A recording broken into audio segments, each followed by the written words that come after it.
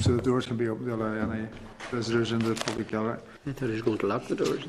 Chair, I have to make sure after item number 4. Is that the one you were talking about, Alvin? Standing orders. Yeah. Okay. So I have to leave after that. Okay, Karen, how many do we need for that? One. In terms of decision making, we need 5, but we can take evidence with 4 members. There might be too many decisions being made anyway, so we'll see how that goes. Okay. Agenda item 1 is apologies. We have apology from Sam Gardner and Barry Michael Duff. Anybody aware of any other apologies? No. Thank you. Agenda item 2, draft minutes of previous meetings. Draft minutes of the meeting of 27th of May are in the packs at page 5. Any comments from members? Okay. Agenda item 3, matters arising. At the last meeting, we considered correspondence from Reid McMahon, who asked to meet with the committee to discuss a pilot project that she is working on to enhance democratic participation. And we agreed that the clerk should meet with Reid in the first instance before inviting her to brief the committee. And the clerk met Reid on the 4th of June. And the briefing note is at page 10, which summarises the discussion. Reid's project will look specifically at e-petitions, and she would like to work in partnership with the Assembly in developing a facility to allow members of the public to sign e-petitions. Members will be aware that public petition procedures is already on our forward work programme. So Reid will brief the committee after the next agenda item. I think you were advised of this on the 17th of June via email. The exceptional further consideration stage. At the last meeting, we agreed amendments to standing orders to provide for an exceptional further consideration stage following the Assembly's agreement to amend standing orders on the 17th of June. And the Bill Office has prepared a draft insertion into the Speaker's admissibility criteria to take account of the new stage, and you will find this in the packet, page 14. This is really only for information, but our members content to note, or is anybody anything they want to say about it? Content to note? Okay. Review of topical questions. In relation to the review of topical questions, we wrote to the junior ministers again on the 2nd of June 2014 to chase up the outstanding responses to our letters of the 28th of January 2014 and the 1st of April. As we still haven't received the response to our letters, I'm going to suggest that we invite the junior ministers to attend the committee in September to get their evidence to continue with the review. It'll give them a focus to make a decision maybe, and we'll get them to the meeting so people are happy enough for that. I presume they'll have time to come to. Well, we'll check that. Right, okay. But it's really only to focus them in because we keep sending off letters. I mean, I checked this sort of separately. It seems to be still with officials and hasn't got as far as a discussion between the two junior ministers. So if people are content. That's progress. Pardon? That's progress. We'll see in September. Agenda item 4, inquiry into the Attorney General's participation in proceedings of the Assembly. To refer members to the clerk's memo at page 16, the key principles from the draft, the committee report in the AG&I have been tabled. I think that's a single sheet. And these were agreed by the committee on the 25th of November 2013. At the last meeting, we agreed to write to the Business Committee and the Speaker to seek their views on whether they see a role for themselves in facilitating a motion to be tabled and debated that seeks to approve a statutory rule led by the Attorney General, and responses are in the packs at page 28 and 29. Now, if people are happy enough, I'm going to summarise. I could actually summarise it in one sentence. Nobody wants to do this job on the behalf of the Attorney General. But to go through it, the Business Committee does not see itself as having any role under standing orders in relation to either tabling the motion or moving it. The Speaker does not foresee a role for himself in relation to this issue. He would not want to be seen to be acting on behalf of the Attorney General, and he wishes to protect the impartiality of his office. He is also concerned that it could be perceived as a conflict of interest if he presided over a debate in his name.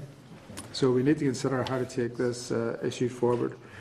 And members were asked to obtain the views of their parties. So does anybody want to speak to this, and personally or on behalf of their parties? Here. Yeah, Chair, I mean, listen to what you've said. Nobody seems to want to have anything to do with it. But that being said, we're thinking that the only way to allow is to amend standing order, and it might be that officials from this committee prepare a draft standing order for the committee to consider. This committee to consider. That's the feeling of our grouping. Okay. And then anybody else? Well, Chair, I'm not speaking on behalf of the party either, because I don't see... I was. Oh, you were? Yes, I was. Oh, that's fine. No, Julie you're allowed to noted. do that too. But I agree with Kieran here in relation to those who have looked at that said far better not. Now, for reasons best known to, well, I think I understand why the Business Committee was doing it, as I'm a member of it. And then I can see here the Speaker's office is saying something similar, lest there be an interpretation that he was there either on behalf of or defending, or maybe in some instances not defending the AGNI. But I see Mr Clark is arriving here now, and he will give the party view on this. I'm only giving a personal view on it. So, No pressure. and maybe I shouldn't go any further at this stage, unless what I was going to say would be contrary to what Mr Clark would say, so I'll allow him to speak. That's why we wanted to continue. No. However, we're on the Attorney General, so it's on page 16. Page 16 of your pack.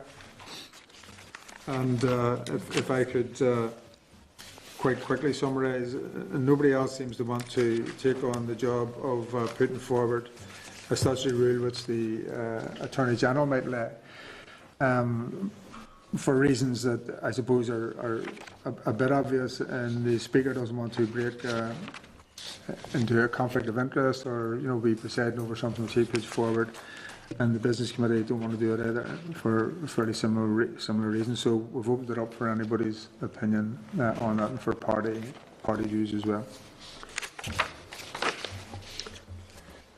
So for the Trevor. Trevor or anybody at all. I mean, Alban, you've already. Well, I have no party view to give. I want to say that what Kieran has suggested is a reasonable one, bringing forward a standing order, but we'd have to see the substance of it before we could take a view on it. I presume that if the Business Committee doesn't take this on, or if the Speaker doesn't take it on, and no Minister or Deputy First Minister takes it on, then we have a problem. We just can't have it. So the default situation is then the Attorney himself would have to be imparted to it. And I think this committee is reluctant to have a non-member of the Assembly doing that within the Assembly. Okay.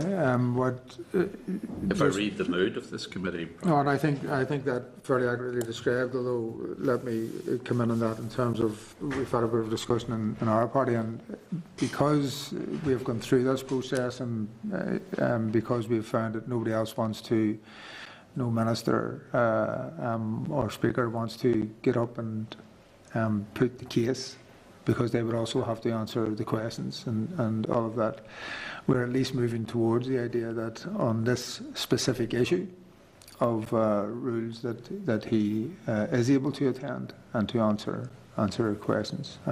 How that's done, I think, that ends up, if that is the choice, ends up with the Speaker as to what that means, whether he's given a podium or comes in and out just for that particular question. The other suggesting is, because we've already, just before you come in, Jim and Trevor, agreed that the junior ministers are going to be invited here to talk about the previous item, which I forget already. Topical questions. The topical questions. So they're coming to talk about that. We might try and get some notion out of them from OFM, DFM. The Speaker says that while the Attorney General is independent, he is also attached to OFM, DFM, because it's a joint decision which employs him, basically, and gives him his remit. So that's what's it. We could wait and try and deal with this and ask for, a paper to be brought forward on the basis of what Kieran has put forward to us in the meantime.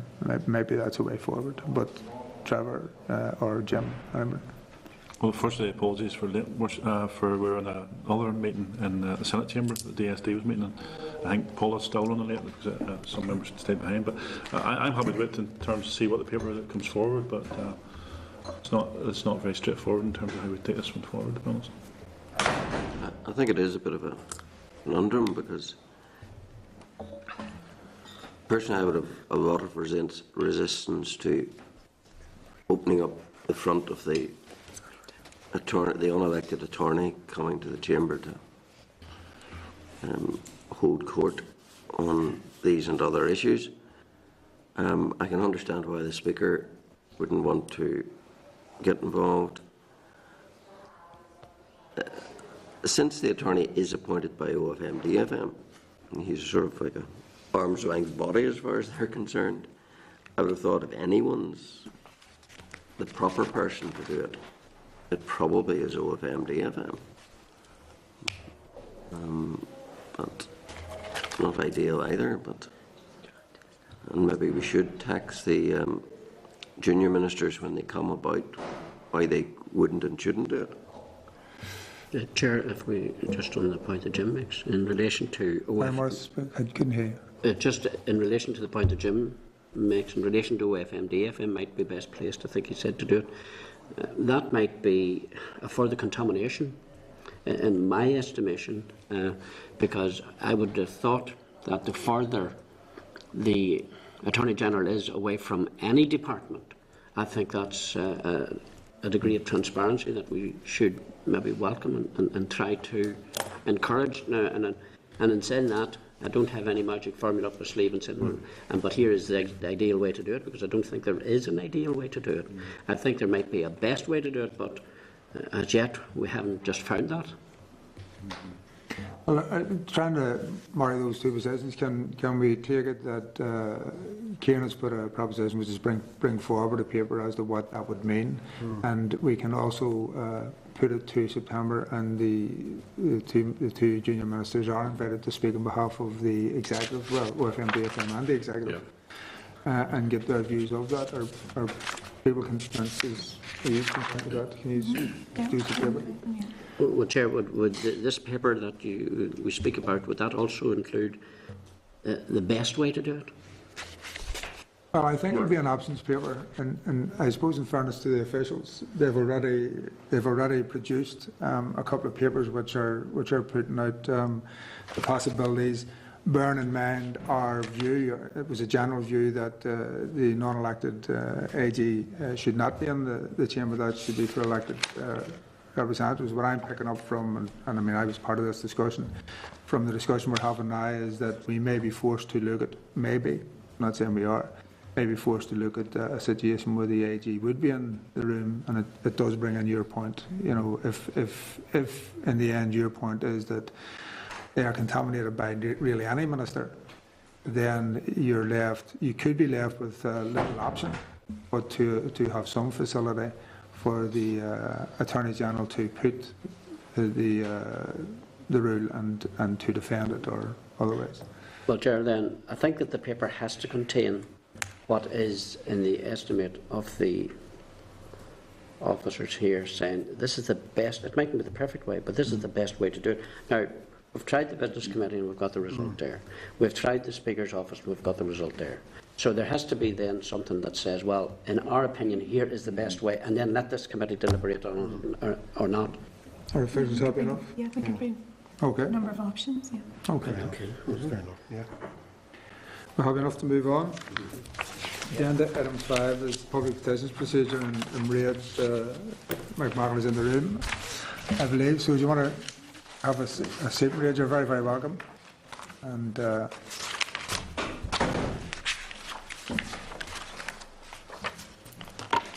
you just want to say your piece, and then we'll maybe have some questions or have some comments, so that's okay. That's great. Thank you very much, Chair. Excuse me, and members.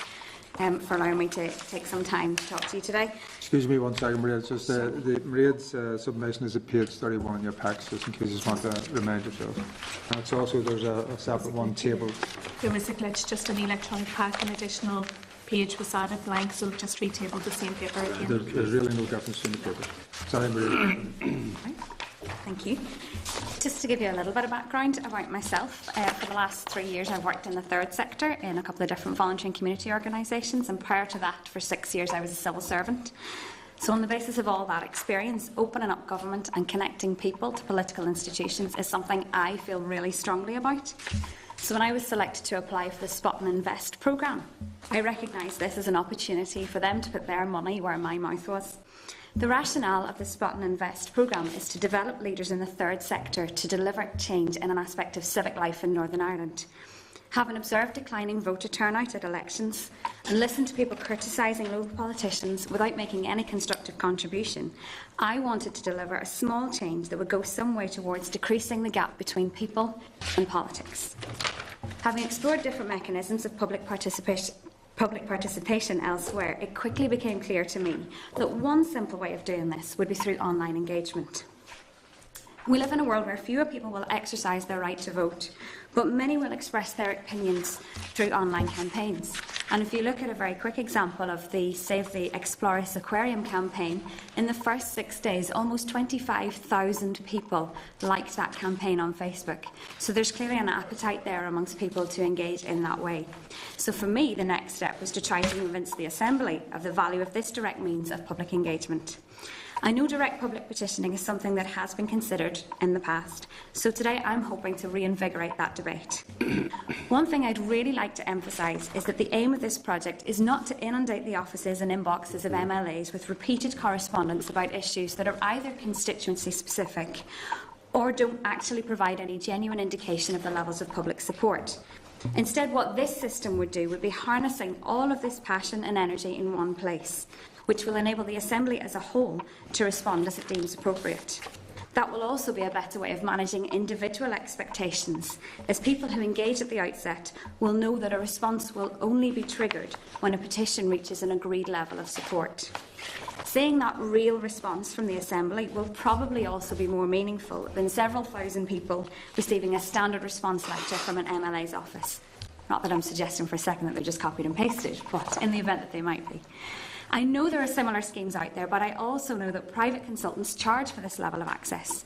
What I'm hoping to do is to level the playing field and create a direct and ratified line to the Assembly without requiring people to have to navigate the potentially complex processes and procedures that exist.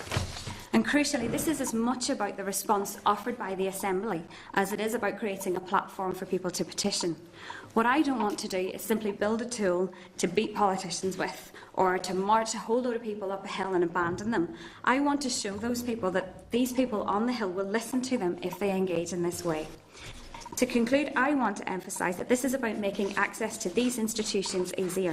It's not about replacing what's already available or replicating the other opportunities for people to engage. I hope this has outlined my rationale, and I'm happy to take any questions at this point. Thanks very much, Maria. Does somebody want to ask, make a comment or ask Maria any questions? Chair, there are two things here. One is the methodology by which you create a petition, this e-petition online. It seems to me to be a good idea. It's a simple idea. And the second point, and it's one which I don't understand why it's never adopted before, because it's you do it in Westminster. You can do it in Westminster, and I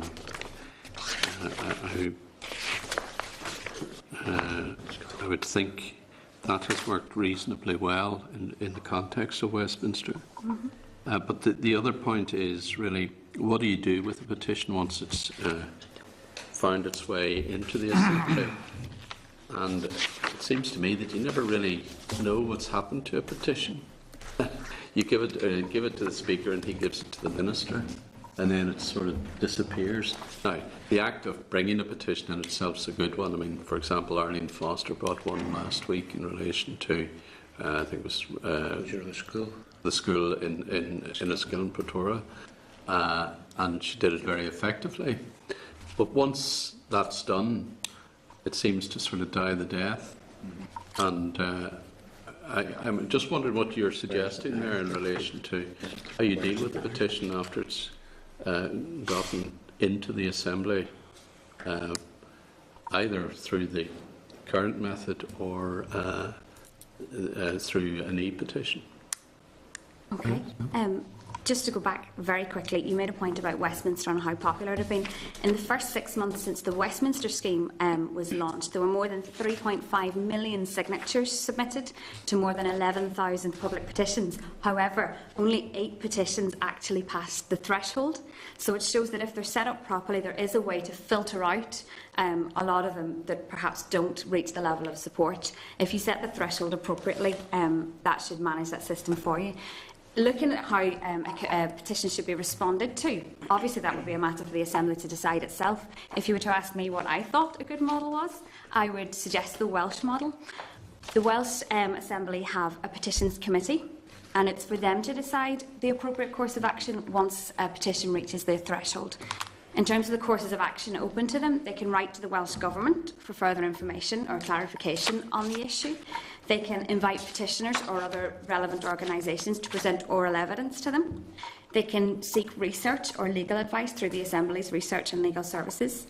They can conduct a short inquiry into the issue, and they can ask another committee to consider the issue. And it seems to me that given such a broad range of possible actions that that committee can take, they can make sort of informed decisions on as to how any particular issue should best be addressed. Thank you, Maria. Lord Murrow. Sure, yeah, I'd like to thank Maria for her presentation, and I'm pleased that she did qualify her remarks by saying that she had no desire to overflow MLA's inbox with petitions and whatnot, because as one who's a victim, and I know everybody else is a victim around here, on one issue, I think in one evening I got 400 and something emails, ranging from 8 o'clock in the evening till 5 o'clock the next morning, and I know I'm no different from anybody else, I suspect, in relation to that. And I'm glad that that's not exactly what you have in mind, that you have. But what I would like to ask is, in relation to, for instance, an email petition comes through. Now, you can get some quite ridiculous ones, like, for instance, maybe an email, maybe this wouldn't be so ridiculous, an email petition saying that this place should no longer exist, and you get a couple of million people signing up to that, or whatever. Or whatever it might be. That could cause Good turnout, isn't it? Yeah. Well, that's the sort of thing that I'm trying to get at, because Jim started it there. Don't put ideas into his. So therefore, do you take every petition then seriously? And then let the first one, for instance, not be heard, and that happens, then I think that generates more disengagement again, and people say, well, you know, this sounded like a good idea at the time, and we all signed up to the tune of hundreds of thousands, or whatever the case might be, and lo and behold, we never heard tell of it from that day to this. How would you see then going back to all those petitioners and saying, oh, by the way, that was a good idea, but, you know, after considered it, not such a good idea. In other words, 600,000 if you got it wrong. How would you see that go, Miriam, come back on that? Okay, I mean, in terms of the rules for what is an appropriate or an acceptable petition, that would obviously again be a matter for yourselves. Looking at other models in Westminster, there are quite clear rules around what is and isn't an acceptable petition. I think the first one for the Assembly would be that you couldn't possibly petition the Assembly on something which is outside its own competence. So if the Assembly can't actually do anything, then it would be quite ridiculous for it to host a petition. A number of other rules exist in Westminster, such as anything that includes confidential, libellous, false or defamatory statements. Anything that names an individual wouldn't be submitted as a petition. Anything offensive or nonsense, as they describe it. And, of course, matters which aren't the responsibility of the government or relating to honours or appointments. I think it's all about being very, very clear at the outset what the system can and can't do. This system will not mean that just because you get 600,000 signatures, the law will change in the morning. That's not what this is about. This is about giving people an opportunity to raise issues onto an agenda that perhaps wouldn't get there any other way. It's also an opportunity to depoliticise some issues. I understand at present, in terms of standing orders and the submission of petitions, it does require an MLA, whoever that might be, to sponsor the petition. That's fine, and in the event that you're quite well organised and you can identify a sympathetic MLA, but it also is quite restrictive in that it then means the subject is attached to a particular member. This is a much more open system. This is requiring the Assembly to respond as a whole, as it deems to be appropriate. And if 600,000 people sign a petition and the Assembly decide to ignore it, I would be asking questions as to why that might be, because that's a significant groundswell of public opinion. If the Assembly disagree with it, that's absolutely fine. It's quite within your remit to do so. But I think it's an opportunity to gauge the level of interest in any given topic and for the Assembly to be seen as responding to that. Chair, could I just... Well, thank you for your comments. And right, and let's take, for instance, the petitions that are coming here periodically, and see there's 3 or 4 more coming down the track in relation to, and there was one at the last when Arlene Foster presented it. The first question, and I mean, I think we all will ask that question here today: where are those petitions today? Do they ever see the light of day again, or do they go into the ether out there, or should there be an obligation upon, for instance, the Speaker to periodically report to this, since it's presented to the Speaker, should the Speaker periodically report to the Assembly and say, oh, and by the way, there was a petition presented here on such and such a date, it's now wherever it is, lost? Or would that be too big about an embarrassment? Mothballed. Do you want to go on? Right, okay. Just to give another option as to how a petition could be responded to, if you look at the model in Dublin, they have a joint subcommittee of the Dáil and the Seanad, and their usual practice is to publish a report on the issue once the petition reaches the threshold. Again, they can invite people to give oral evidence, they can conduct an inquiry and so on, but at the end of that there is a report which can contain either a recommendation that the issue should be debated in the Dáil or in the Seanad, or a recommendation to government to take action, or indeed any other statutory public body. So that would at least be a solid output of that outpouring of public opinion. Thank you. Okay. Jim? What threshold, if any, would you suggest? Of course, that would be a matter for the Assembly. If you were to ask me my personal opinion, I would suggest around 5,000 would be a reasonable number of signatures. If you look at the number of votes required for any particular MLA to take their seat, you're looking between 3,500 to 6,000. So I would have thought 5,000 people expressing an opinion on a particular subject would be reasonable. You might also wish to place a restriction in terms of the timescale within which that threshold could be reached. But of course that would be a matter for the Assembly. What I'm really interested in today is gauging whether this is something that the Assembly at this moment have an appetite for. So 5,000 would create a public expectation amongst those 5,000 people that they'd done something worthwhile, the issue was going to be raised, they were going to see some action. In our system, if they'd run up against another petition, namely the petition of concern, you could dent public confidence considerably, could you not? Difficult question for Possible. Maria. Yeah. That could be an issue. That would be a matter for the Assembly to decide and the members to respond appropriately. Jim, Trevor? Thanks, Chairman. Chair, could I just ask a supplementary on that, what Jim has asked? It's just, Trevor? I'm doing right, do you think? No, Right. Go ahead. You said there the threshold was, you think, about 5,000. Arlene Foster's petition had over 7,000. So, therefore, there is a system in place that can accommodate already. But then it's the after that I'd be concerned about. Where does those 7,000 signatures go? Sorry, Chair, I'm sorry. No, that's fine. For language. My concern with it as well is, so if you take the 5,000, Morrison's opening remarks was about the one we all got the 400 emails during the night. I would go as far as to say probably a third of those people had no connection with the particular area that they were actually petitioning us about. So, and it's like many of the other petitions, online petitions you see, where people is encouraged through social media to join that petition or join that cause, will have actually no direct input or no direct concern or no direct effect to the individuals. So my concern, whilst I embrace technology, e-petitions can really embrace headbangers, to be honest.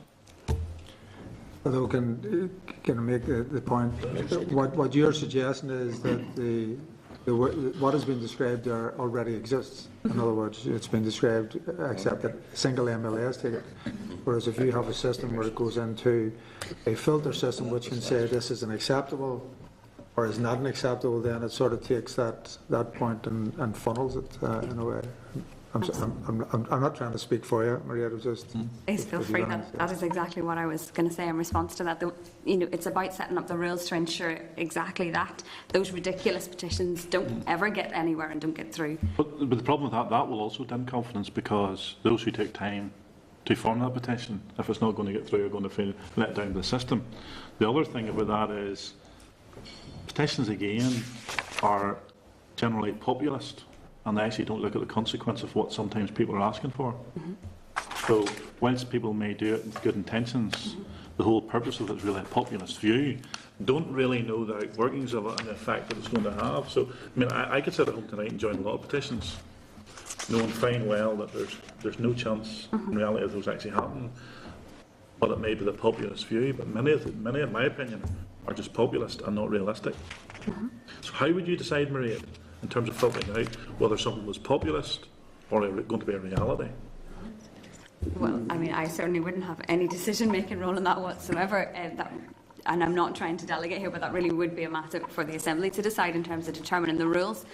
In terms of what's populist and realistic and so on, that really is a matter for the Assembly to decide whether they want to listen to a populist campaign or whether they want to respond to advise those people why that particular course of action simply isn't realistic, whether it's because there aren't resources available or that it's not the priority or there isn't a sufficient level of support. But all this is doing is creating a platform for people to engage. It's not requiring any level of action beyond a response. If you don't mind, I still don't see how that's going to. I mean, your opening remarks, I think, was you were talking about in terms of people voting, the voting patterns, and maybe how they're declining. There was another very popular one, or unpopular, depending on whose side you're on, in terms of a decision by Belfast City Council, where we were all getting lobbied. And I mean, you could have called that an e-petition in terms of the destruction of a dog, where a council had made a decision. But we had people from America and all across the world suggesting if we couldn't save this dog, they were going to boycott Northern Ireland in terms of investment. I mean, that's how bizarre some of this stuff is. But again, I mean, it just shows you the degree of how this populist idea can run away with itself. Right. And I'm concerned, certainly. I mean, there may be a difficulty at the moment, and you may have to get an MLA to sponsor a petition here. But I think in its own right, that filters out a degree. Because the member, whoever that may be, will have to make the decision whether they could support. And I mean, I think, thinking back in terms of the number of people who've brought petitions to the House, there's probably nearly every political party has done it, so it's not one-sided or otherwise. And I can't envisage occasions where people would really be against that particular petition, because more often than not, it's either been health centres or hospitals, to do with hospitals, or more often schools. But I'm just really concerned that we're building up expectations, and if we did go down this road, that we will be accused then of not listening to people. I mean, I totally recognise all the points you're making about online campaigns and social media campaigns and so on. I think where this could be different, if the Assembly decided to launch its own e-petition system, in the same way as happens at Westminster and in other places, individuals signing a petition would be required to register. Now, it's not that we would take any of that information or it would be made public or anything like that, but it's to filter out those people who either live outside the jurisdiction or who are repeatedly signing the same petition over and over again. There are ways in which, using technology, you can build a system that would prevent that. So that is probably the biggest reason why I think the best way to do this is for the Assembly to take the lead and open itself up in this way, rather than me going away and building this fabulous website and getting all of these people to join and sign a load of petitions that will go nowhere, because there is no way for me to get those into the Assembly without picking a vulnerable MLA who's sympathetic to the particular issue.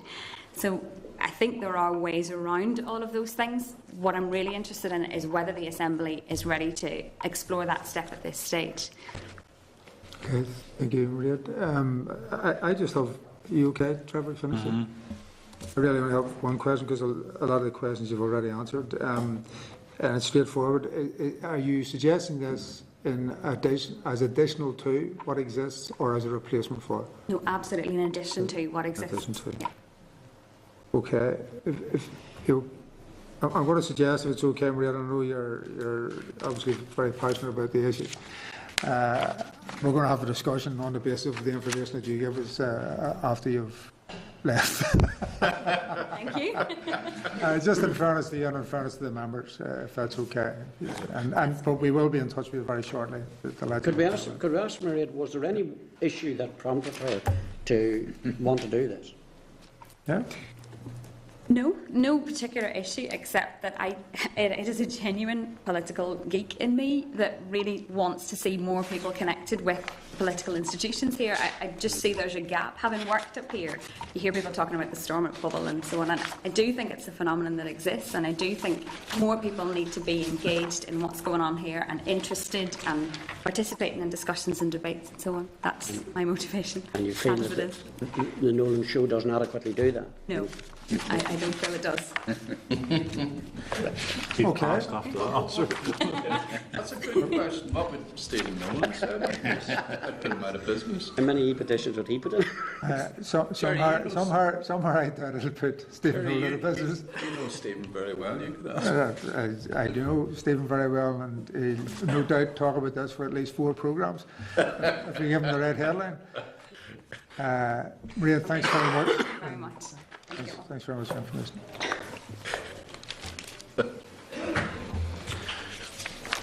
Okay, I'm just going to, we'll come back to that. I'll just go on the agenda. Item 6 was this electronic voting in the chamber. Just remember at the last meeting we considered a paper outlining the cost options to introduce electronic voting in the chamber. And the options paper is at page 38. It was agreed that members would obtain the views of their parties for the concept of electronic voting, so we can consider this further today. So do members have any views on this? Sure, the expense of it is something which our party found difficult to take. And they weren't that wildly enthusiastic about electronic voting first. They weren't really excited about it anyway? Yeah. Okay. I think the same would be fair to say for ourselves as well. I've had experience of both systems because the European Parliament worked in electronic voting. It was very swift, it was very instant, but it was very cold and clinical. You know, there was no atmosphere to a vote. Yes, you didn't spend 15 minutes doing what you can do in 15 seconds. But I think there is a bit of a tradition with legislatures about voting systems in this part of the world that probably is just about worth preserving. Plus the cost of doing anything about it's pretty I'm prohibitive. going to make this easier. Is anybody at the present time going to argue for it? No, Chair. I mean, when we discussed this way back at the last mandate, I mean, that was one of the reasons it was put up. The lack of theatre was something that maybe it wouldn't help or enhance this place. And secondly, I think if you went down that road, it would generate a further detachment, maybe not in reality, but perception anyway. And so therefore, we wouldn't be going for it at this stage anyway. Okay. Speaking from Sinn Féin's point of view, if I may, it was a bit of a mix of what people are saying. There was some notion, especially at the moment, the way the Assembly is set up, it would be quite difficult to introduce it anyway with 108 members, as was in the report. So we didn't come to any strong conclusion, but there wasn't any mad push to get it done. So if people are content, we can at least park this or agree now that this committee isn't prepared to advance it any. Is that fair enough? Yeah, Chairman, I think there's been a bit of work done on this, and even in the previous mandate, so I think we should agree now that it's not coming back on again either. That's right. During this mandate. During this mandate. Yeah, I would agree with that. People happy enough? I'll tell Stephen Agnew. Okay. I'm going to go back to the previous item. And you have it there in front of you, and part of the submission, Maria gave, it has Westminster, Wales, Scotland, and the south of Ireland in it. So there is examples of what was done. Some of the questions I think that we asked Maria are really questions for us in a way, because if you decided to pursue this, or at least to investigate it, the questions I think that we asked around a number of issues, what would be acceptable. Could it be done does it have to have, for instance, an MLA to start it off? Do they have to prove they're resident? Et cetera, et cetera. Is there the amount? I think she said 5,000. I'm not sure how 100,000. I think it's 100,000 in Westminster. How that was worked out? Is it worked out in proportion to population, in proportion to vote, or whatever? I'm going to suggest, if people, and there is all sorts of worries about it, but that we investigate it from the other legislatures and maybe come back in September and have a look at what we come up with in terms of that. But that's only a suggestion from the chair. It's open there. And I mean, personally, I'm interested in it because I think we're going that direction anyway. The thing that's sort of, because what Trevor and Lord Morrow says is correct. We do get these inundations, but we're going to continue to get them unless we find a way of siphoning them off. And the relevance question, I think, is very important as well. That it's within the competence, or whatever the paper produces, that it might be within the competence of the Assembly or otherwise. The danger is, Chairman, that we are raising expectations as well if you give this vehicle a mechanism. I mean, there was a very topical debate in the Chamber last week. Imagine there had been a petition on that one. Yours and yourself.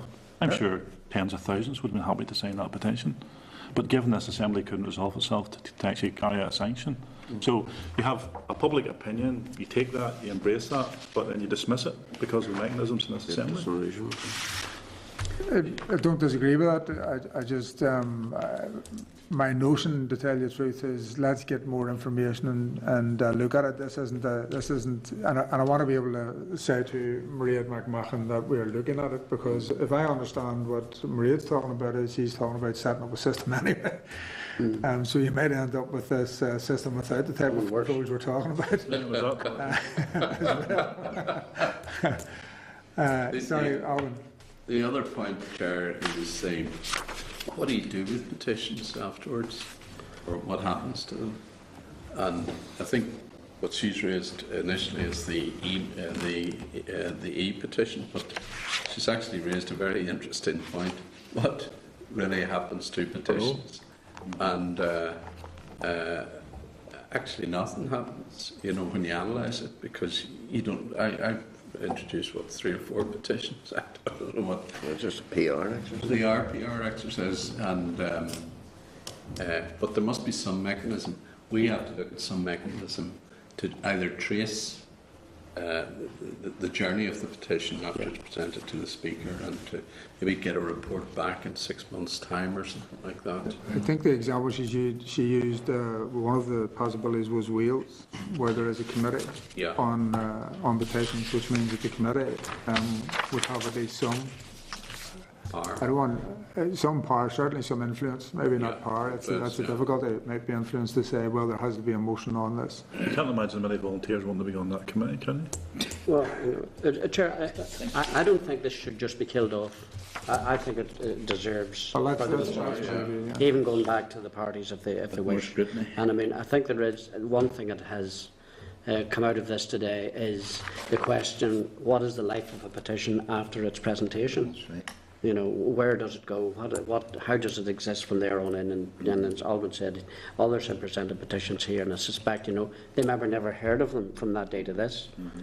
Well, I think, if people sign a petition and they give it to an MLA, I think the MLA is entitled at least to know, that they can in turn send a letter to or something to the petitioner, not all of them, but to the secretary or the leader of that and say, look, here's where your petition is at the moment. And it mightn't be a nice letter to have to write because you might be saying that it's not going anywhere. And it's difficult to put that into words. But I think that this year deserves further consideration. I have no issue with further explanation, but I think in doing that, I think we need to look even at Westminster and the other areas and actually find what's actually happening in those key petitions as well. Because I think we can take that as a crucial question because everybody's agreed with that. What happens to petition, even the present petitions, that isn't any petitions, even the present petitions. What no, but in terms of, there's two questions there, Chairman. There's our current petitions, which that's a given. I think we really need to get to the bottom of that. Yeah. But we really need to explore in terms of Westminster what happens to the e-petition. Because if it's just as big a lame duck, that's what I perceive the ones we have here. Well, I think they do have debates on them, Yes, I think they trigger a debate. They trigger a debate, yeah, that's right, Jim. But can I take it from the conversation that we asked the officials to come back with papers? Maria McMahon has given a brief paragraph in these, so let's dig a bit deeper and come back with the paper for September. They're also in Westminster about petitions to unseat members. Interesting. I hope you aren't feeling nervous, Jim. There could be 107 of us. So if people are happy enough, we're going to back with some research in terms of. Okay. We've done agenda item 6. I think we're nearing an end. What is it? Agenda item 7 is a forward work programme. So at page 40 is a forward work programme up to September. So our members content with the forward work programme. Okay. Agenda item 8 is correspondence. Page 43 is correspondence from the Senior Assistant Clerk to the OFM-DFM Committee in relation to the NI Human Rights Commission annual budget. The correspondence has been sent to all committees and it's outside the remit of this committee, so our members are content to note the correspondence.